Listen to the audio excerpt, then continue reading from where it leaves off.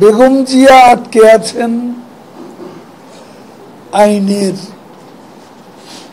ফাঁদে। কিভাবে আমাদের উপর বিভিন্নভাবে চাপ সৃষ্টি হয়, এটা আমরা সরাসরি দেশ শাসন করতে গিয়ে, দেশের দায়িত্ব পালন করতে গিয়ে এই চাপগুলো তো আমরাই অনুভব করি।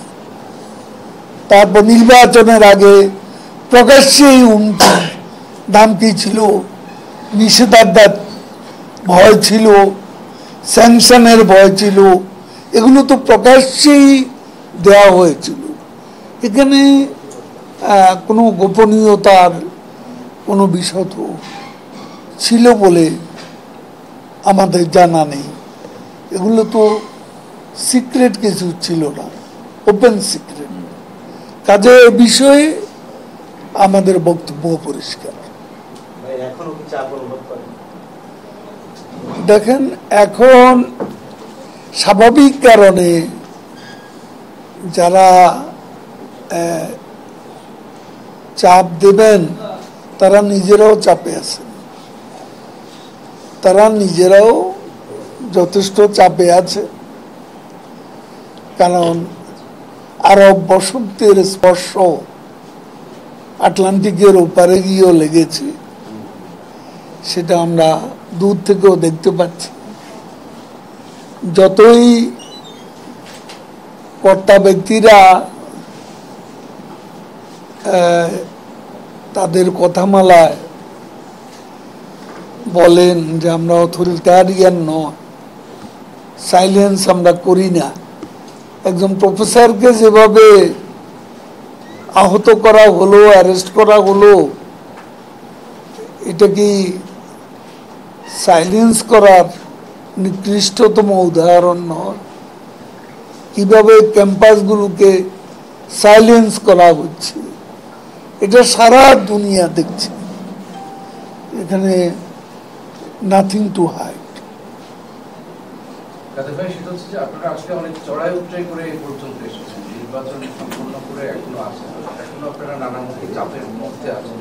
আপনাদের কি মনে হচ্ছে যে আপনারা এই আপনাদের আগামী যে সংকল্প বা আগামী যে সংগ্রাম দেশের জন্য এবং মানুষের জন্য, সেটা আপনারা আসলে সম্পূর্ণ করতে পারবেন এবং সেই সক্ষমতাটা? না, আমাদের সুসংগঠিত হতে হবে, আমাদের আরো সুসংগঠিত হতে হবে, ঐক্যবদ্ধ হতে হবে, এবং আমাদের যেমন ধরেন জোটের রাজনীতিও, আমাদের 14 দলীয় জোট, এই রাজনীতিটাকেও আমাদের মুক্তিযুদ্ধের পক্ষের শক্তি হিসাবে এদেরকেও আমাদের কাছে টানতে হবে। এবং সবকিছু মিলিয়ে আমাদের নিজেদের সাবজেক্টিভ প্রিপারেশনের উপর নির্ভর করবে আমরা বাস্তবতাকে, বাস্তব কঠিন পরিস্থিতিকে মোকাবেলা করতে সক্ষম।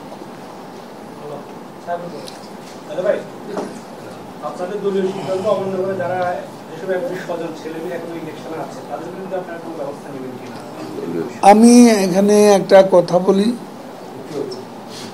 এটা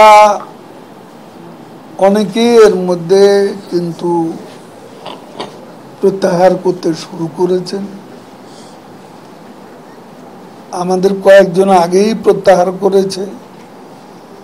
সর্বশেষ আমাদের গোলাম দস্তগীরের ছেলে প্রত্যাহার করেছেন। আমার মনে হয় সামনে আরো সময় আছে। এখানে একটা প্রশ্ন আপনারা হয়তো করতে পারেন যে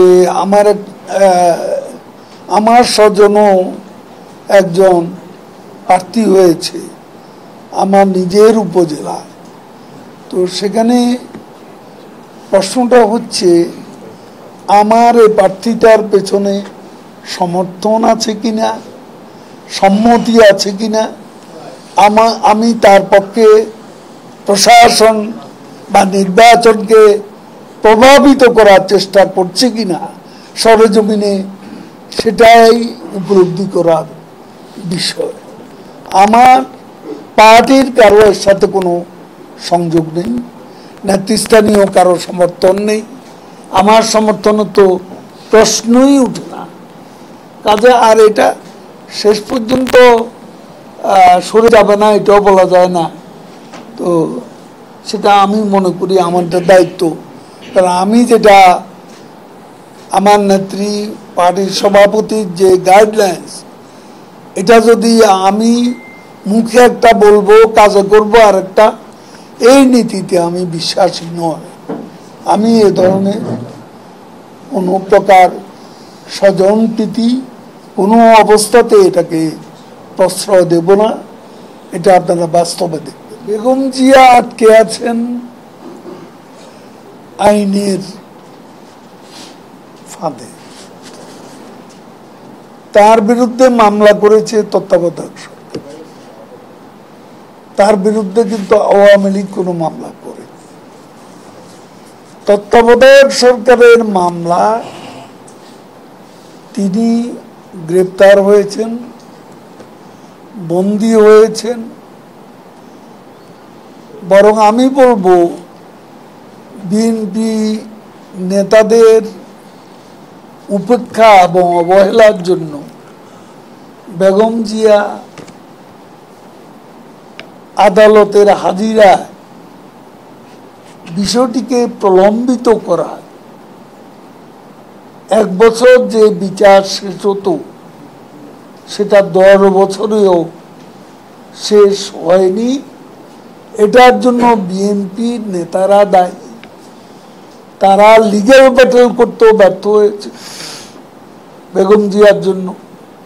আবার তারা রাজপথে এমন কোনো দৃষ্টান্ত তারা স্থাপন করতে পারেননি যে বেগম জিয়ার মুক্তির দাবিতে একটা দেখার মতো একটা বিক্ষোভ মিছিল তারা করতে ব্যর্থ হয়েছে।